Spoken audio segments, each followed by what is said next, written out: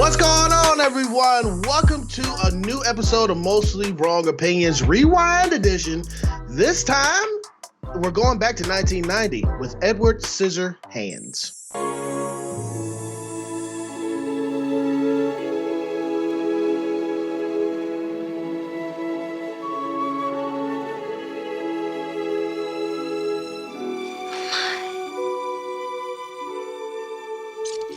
Those are your hands.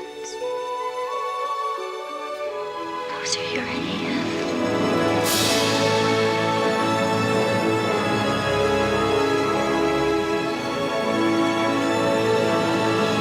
Tim Burton is actually Edward Scissorhands because this really mimics what he thinks he is.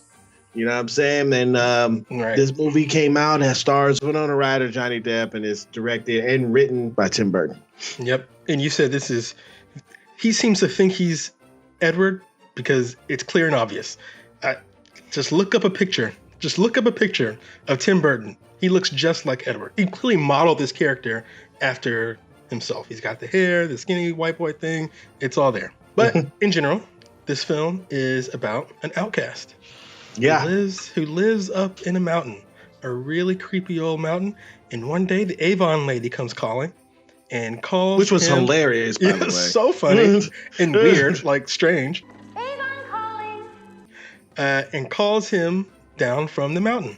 And this outcast does not fit in. One of the things I really like about this movie is the more you learn about Edward, like the less you seem to understand, right? Because you're like, oh, okay, so he's a weird guy with scissors for hands. Fine, maybe he had some sort of surgery.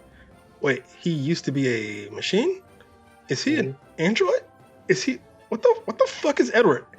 Movie does not try to explain it to you. And it keeps things very vague and dreamlike, and that's kind of one of my favorite things about this movie. I think modern movies over-explain everything. I don't want to know why Han Solo wears a vest. I don't know. I don't care. I don't care about kyber crystals and all this bull. I don't care. Just tell me the story. This movie is laser focused. Boom. On telling you the story about a weirdo. Why is he a weirdo? I don't know. Unimportant. He just is. And the movie just goes on by. And which gives it this kind of like stage play kind of feel. Or dream-like thing. Yeah. Everything is strange and weird and technicolored, and the movie just glosses right on by. Doesn't explain it. Yeah. Just goes. Don't explain why the half of the people is wearing red and pink and orange. And let me tell you, man, these people in this town are bougie, stuck up. They're nosy as hell.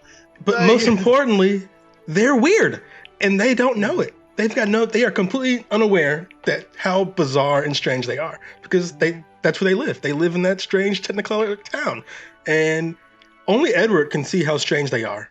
And yet they're looking at Edward like he's the freak. And it's like, no, y'all are the freaks down here. And so like I said, they don't really go into detail into like why the movie looks the way it looks, why people look the way they look, why they dress like this, how come all the men leave and go to work at the same time and then come home at the exact same time. Unexplained.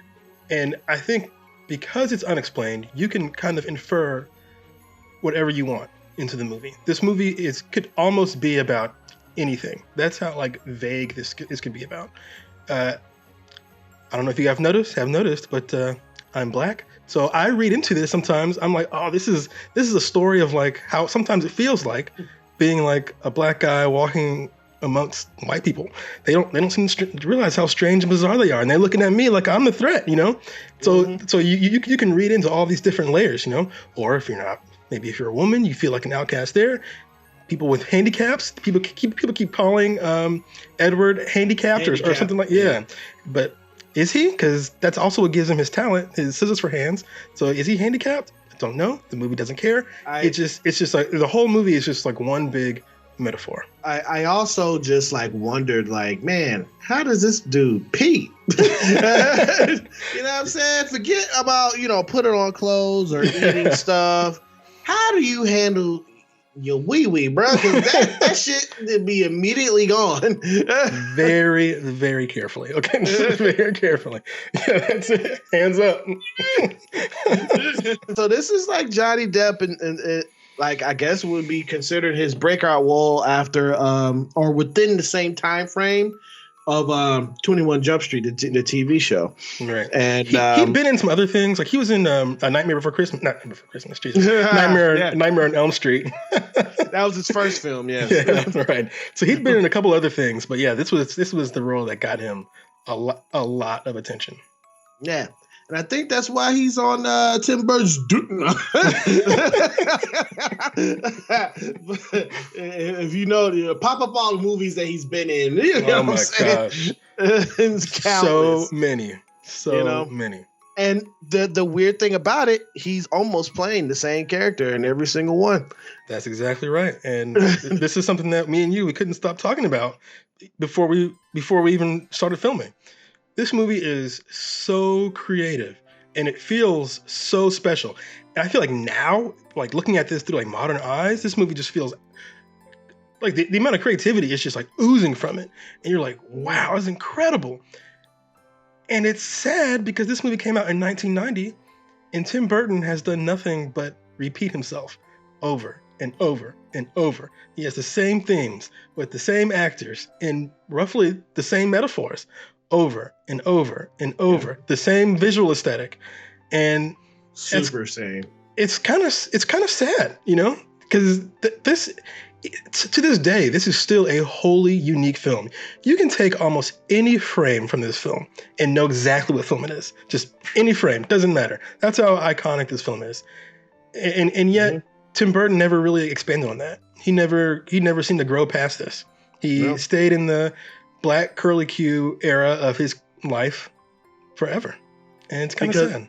If you take also like when it comes to the color palettes in this film and how it's directed and the angles that he has, and the music that's being played from the score, it is beautiful. But it's like the same one from Beetlejuice. It's the same one. It's the same composer, Danny Elfman.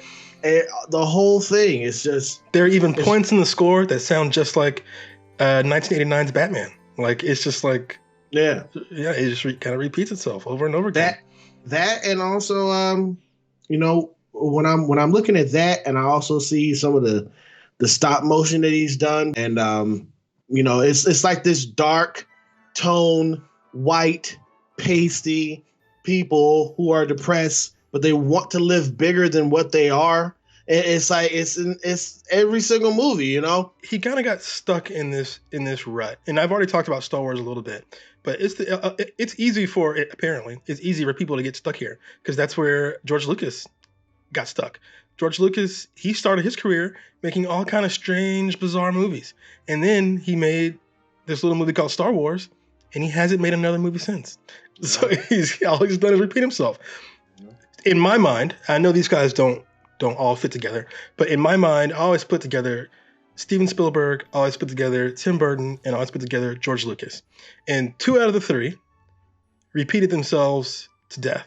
Steven Spielberg has grown and changed, and while these other people who we thought were so full of ideas, they tapped out early, right? And unfortunately, Tim Burton appears to be one of them. We're speaking as if Tim Burton's dead. He is not. Okay, he's still alive and he's still making movies. Yes, so he could change. You know, he could change, but it doesn't feel like he will. Let's bring up that controversy, man. Yeah. So Tim Burton's popularity has soured recently. Not because his movies aren't good. They are still pretty good. But because people have noticed a couple of themes with who's in his films. A couple of run-on themes. Yeah. And it becomes very clear that Tim Burton's films are dominated by white people. And sometimes there's not even black people in the background. Now, in this movie, in Edward Scissorhands, there is one predominant black person, and that's the police officer. The only person in the whole movie to consistently be polite to Edward. But he had a really small role, a really big role. And And this theme has followed him around. So Tim Burton has spoken on this topic before, and he gave a quote, and someone asked him about diversity in his films. And he said, "I remember back when I was a child watching the Brady Bunch, and they started to get all politically correct, like, okay, let's have an Asian child and a black. I used to get more offended by seemingly forced representation. I grew up watching blaxploitation movies, okay? And I didn't go like, oh, there should be more white people in these movies." So that's pretty tone deaf, because he's talking about an Asian and a black. And he talks about how he thinks representation shouldn't be forced. I would almost agree with that if he only had like 3 movies, but Tim Burton has quite a lot of films. He has a 30-year resume. Yeah. And I don't know if you've noticed, but a lot of his themes, they reach a lot of people of color because he's got these outsider themes, these themes of not belonging to a larger society. He seems to have set it up really well, but he doesn't. Because I don't think Tim Burton is a racist. I think he's just ignorant. I think he's just an old white man who's creative up to a point. And it is a shame. Once he has something that he feels that is his centerpiece of art, he doesn't want to let it go. But that is detrimental to growth. It is. Tim Burton has not grown ever, because he was a young man when he made Edward Scissorhands. And like you said, 30 years later, he's still making the same type of movies, which really sucks. But what also makes it really hard, when I heard that quote from Tim Burton, and I too noticed that there were no people of color in his films, it makes me sad, because I really like Edward Scissorhands. There are some touchstone movies that I have in my mind, and Edward Scissorhands is one of them. Edward Scissorhands is one of the reasons why I love movies, because it is so strange, so bizarre, so dreamlike. And when I was a kid and I saw this for the first time, like, I was like floored. I didn't understand what I was even looking at. I just remember being like caught up in how the hell did they get those scissors on that guy's hands? Like that. Yeah. That's how caught up I was in it, and being lost in a movie like that. It's probably the first time I ever got lost in a movie. This film, when talking about the film and talking about Johnny Depp's acting in this, I liked the way that he presented Ed as someone who's very soft, someone who is, kind of childlike, and he's just a soft human being, a nice human being, and a polite, well-mannered guy. Yeah, and the way that he walked, perfect. It's just. And there are little details in this film that kind of reiterate how soft and polite he is. First of all, obviously, he's got scissors for hands, but the things around him are not cut up. He is. So he does more damage to himself, to his own face and to his own body, than he does to anybody else, right? He's not trying to hurt you. Literally all he wants is your friendship and companionship. That's it. And the people of that town, they can't wrap their mind around someone being that nice, that polite, without some sort of ulterior motive. Yeah. At the beginning of this film, they were all about it. They were all just, getting up in his business. All the wives of the town were all up in his business, fixing him nasty, disgusting food. I would be like, get that, put raisins in your potato salad. Yeah, they were like fascinated by his otherness, by his strangeness, until it became scary. It only became scary because he didn't want to bone that one chick. Yeah, that's right. Joyce. Yeah, he gets like molested, and she falsely accuses him of molesting her after he says no. And this is where the movie just starts to just go down and down and down. And you kind of expect the movie to get better. You think, oh, okay, he'll clear his name. He doesn't. No. It just gets worse and worse. No, he has this affection for Winona Ryder's character, Kim. She's like with the angry, stupid jock, played by Anthony Michael Hall, and she ends up becoming very keen of Edward, And because she sees, he's very like you said, he's delicate with not just the people, he's delicate with dogs. Yeah. He's delicate with the plants. He has an artistic soul when he's carving out an ice. Well, I don't know how the hell you get the ice sculpture in there. But dude, how'd you get a big old block of ice, my guy? The movie doesn't explain, doesn't care. Doesn't care. Just goes. And by the end of the film, when you see that I already knew this was it, that the person in the beginning of the film was telling a story about Edward Scissorhands really was Kim, but in older form. And she's like, it never snowed in this town before he came, and it showed he had blocks of ice just chopping away. I'm like, I said, you gonna cover the whole town with that one block, right? That's it, the whole town. It just blankets the whole town. It's not explained. No, it's a fantasy. It's a fantasy. The town is forever changed by having Edward come there. And and what's funny is at the end of the film, it ends on a big downer with the town thinking Edward's dead, and the town also thinking Edward is a murderer. And the second that they realize that Edward's dead, they go, oh well, and they they just turn around. Their interest level gone. I'm going home. And you're like, what? So cruel, so mean, and yet they don't seem to realize it. They don't realize it at all. That just shows how many people, they just don't care about Tim Burton. I mean Edwards. I mean Tim. Right. I mean. What? They don't care about his artistic value, what he brings to this town. I mean, the world. I mean, but it's okay because we've all been blessed by his presence, and he'll be up there on that mountaintop, giving us beautiful snow sculptures, whether or not we like him or not. Isn't that right, Tim? I mean, Ed.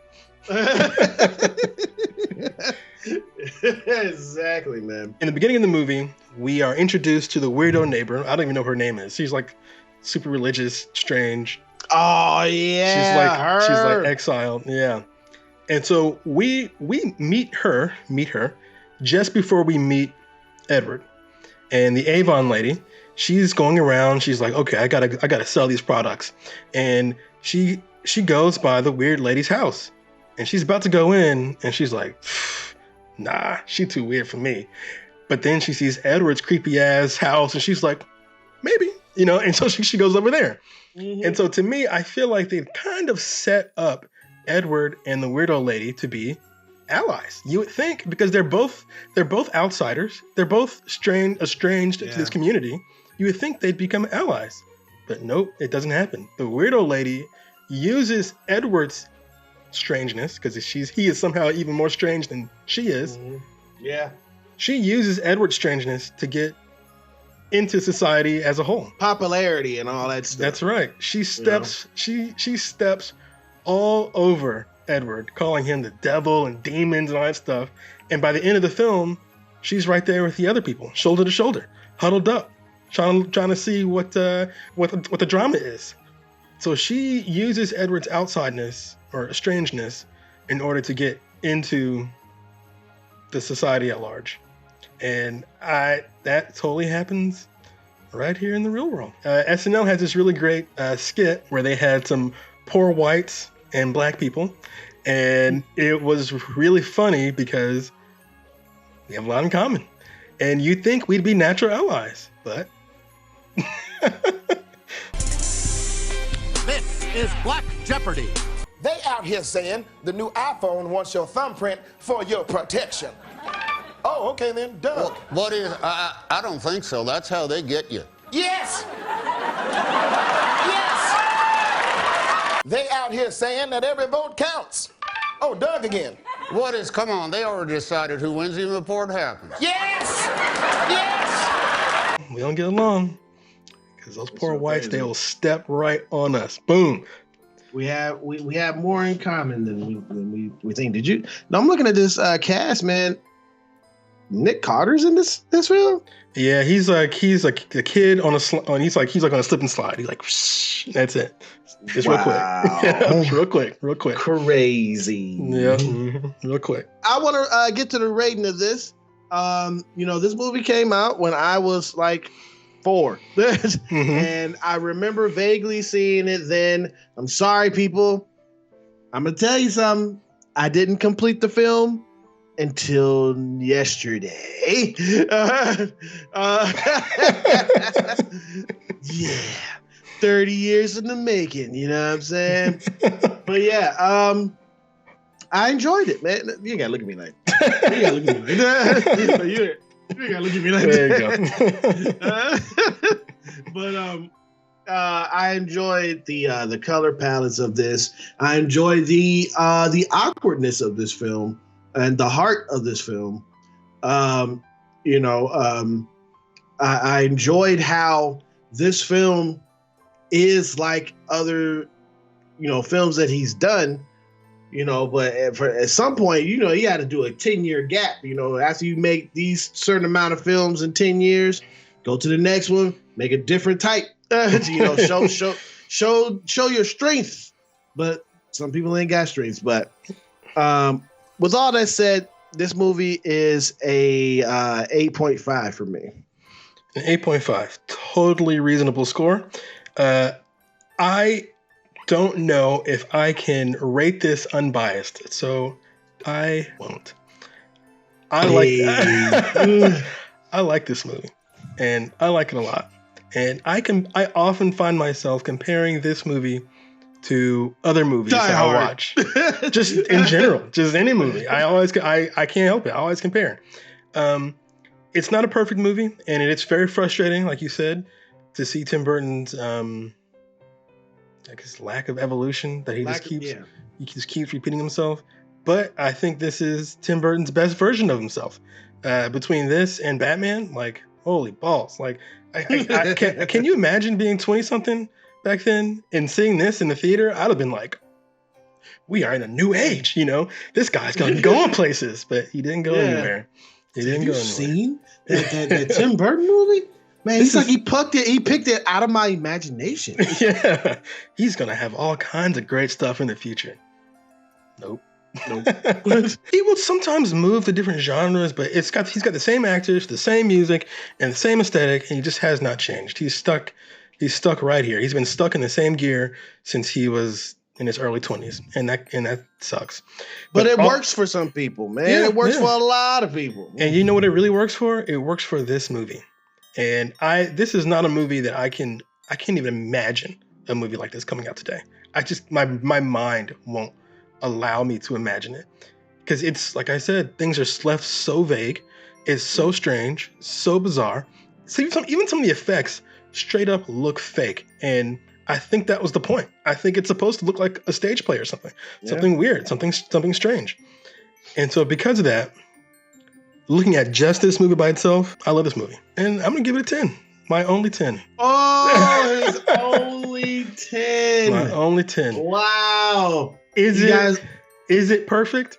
Is it the perfect movie? No, but it's my perfect movie. He's giving it a 10 because he grew up on it. It's kind of like if I give The Sandlot a 10 when it doesn't deserve it. That's right. and that's the thing that I like about art in general, films in general. It's my opinion. I don't care if you think it's mostly wrong. Exactly. It's mine. He's talking to you guys. He's not talking to me.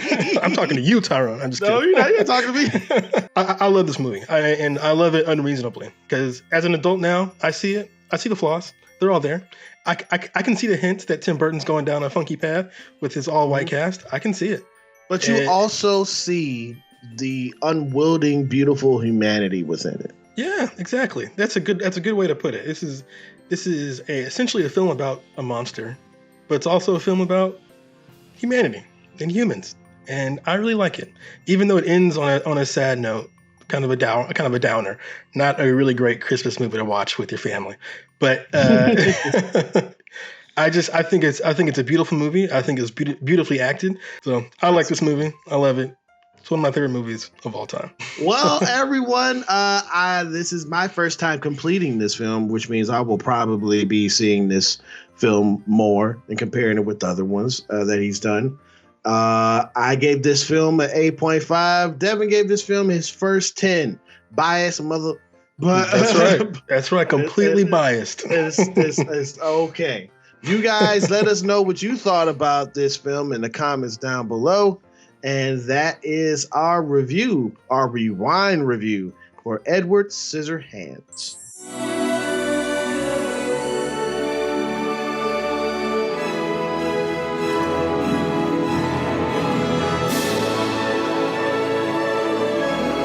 I'd like to thank you guys for clicking on this video, man.